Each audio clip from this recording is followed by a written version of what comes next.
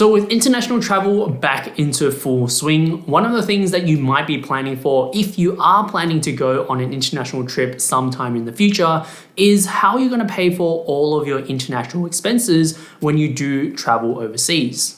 Now there's several options that you can take. The first being that you could just bring, a whole bunch of cash with you, which might not be the safest idea depending on where you're going around the world. Or like most people out there, you're probably going to want to use a credit card, debit card, or a travel card. So in today's video, we're going to be looking at all of those different types of cards and then talking about the top 5 cards that you can take with you on your next trip when you do travel overseas. So let's get straight into the video.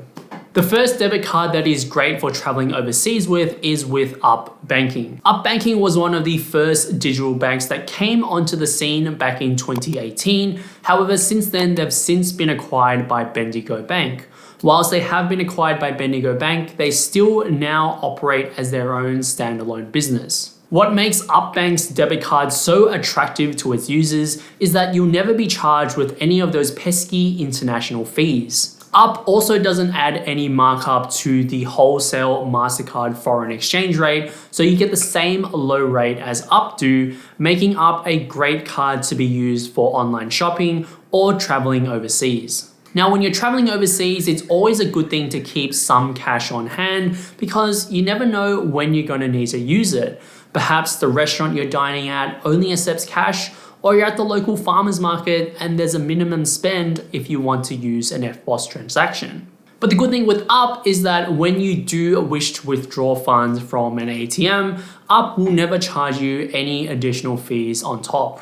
Also, one quick tip is that ATMs or FPOS terminals might ask you whether or not you want to complete the transaction with conversion or without conversion. And you should always choose without conversion. If you choose with conversion or accept the rate proposed by the merchant or the FPOS terminal, then they can use their own foreign exchange rates and then profit on your transaction. As a rule of thumb, you should always opt in to be charged at the local currency. So Thai baht if you're in Thailand, Euros if you're in Spain, and the US dollar if you're in the United States. Lastly, when it comes to traveling overseas, the last thing that you want to happen to you is that you either misplace your card or worse yet, it gets stolen from you. That's why Up Bank has great security features so you can enable and disable your card with just one tap on your mobile app. You can also change your PIN on the fly, and for maximum security, you can also enable and disable ATM withdrawals, transactions either online or in person, either in Australia or overseas as well.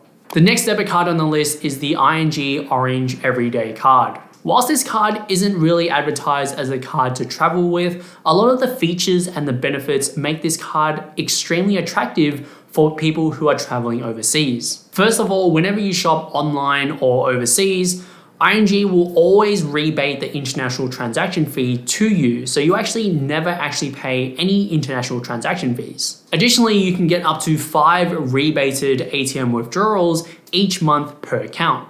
So for the first 5 times where you're charged any type of ATM fee at all, whether that be here in Australia or overseas, ING will rebate those fees to you.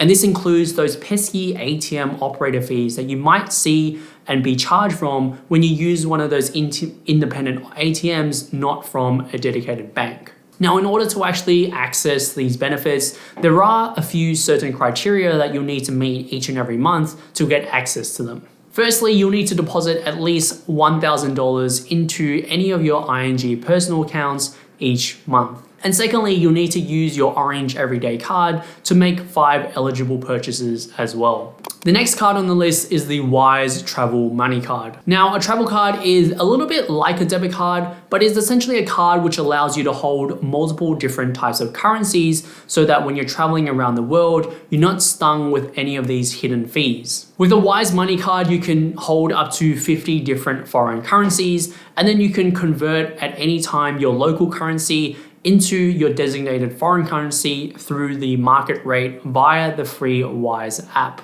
You actually don't even need to convert the money yourself. You can simply use the card in the store online, withdraw from the ATM, and then the Wise will do everything for you and convert it to the designated currency. So this card is absolutely great for when you're looking to travel across multiple different countries, across multiple different continents where you're using multiple different currencies. Now, how Wise differs from other travel cards out there is that other travel cards typically come with a whole bunch of different fees, such as an initial load fee, reload fee, ATM withdrawal fees, and even inactivity fees as well. The Wise Travel Money Card allows you to add money to your card anytime you want, fee-free, by doing a deposit through your designated bank account.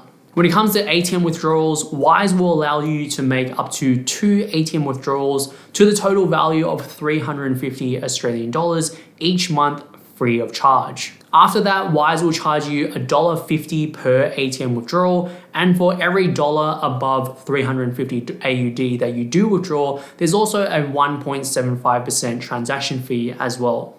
So I probably wouldn't actually recommend using the Wise Travel Money Card to actually make ATM withdrawals. I would probably keep handy one of the debit cards such as the ING or the Up one to actually make those withdrawals.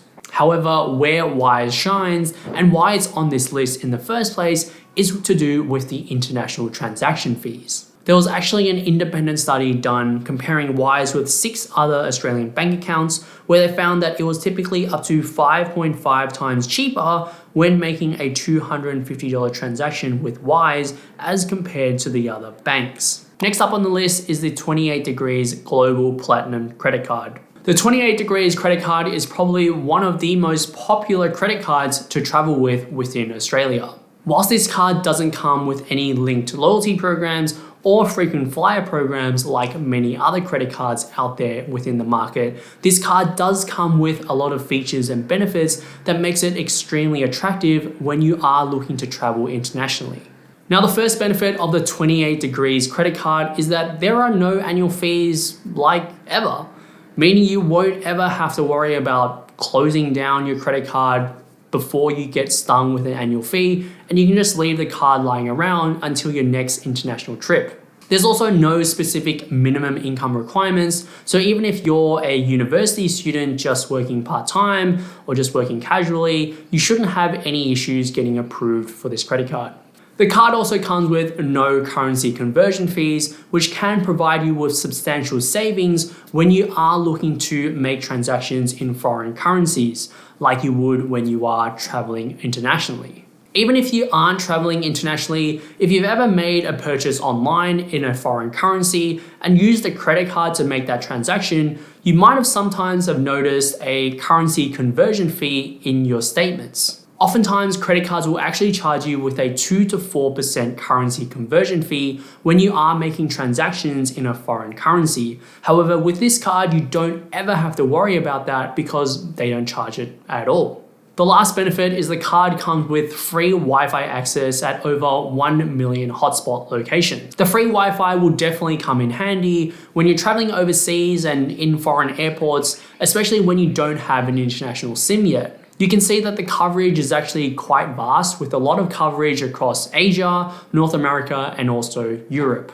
The 28 Degree MasterCard also comes with a variety of different insurance options as well. However, these do come at an additional cost to cardholders, and it's not entirely clear if there is any additional benefit as to getting these insurance quotes directly through 28 Degrees or by just going through a different service provider. A common overlooked benefit when it comes to credit cards is that the 28 Degree credit card supports Apple Pay, Google Pay, and also Samsung Pay as well.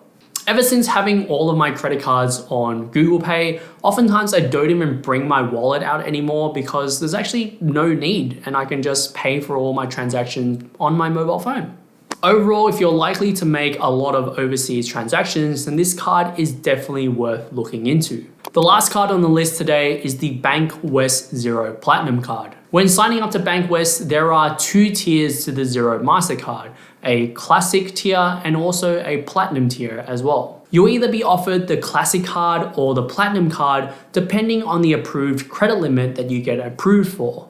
And in order to be eligible for the platinum card, you're going to want to aim for at least a minimum credit limit of at least $6,000.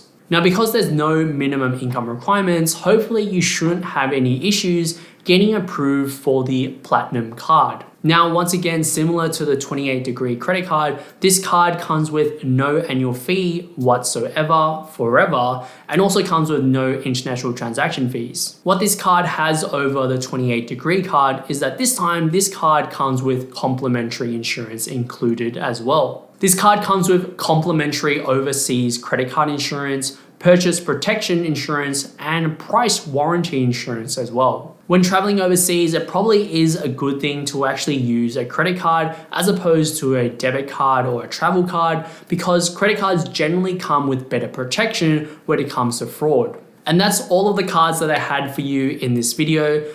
Let me know down in the comments below which cards you guys decide to use if you are looking to travel this year or in the future. Hope you guys learned something new, and if you did, make sure to hit that like button, subscribe to the channel, and as always, I'll see you guys in the next video.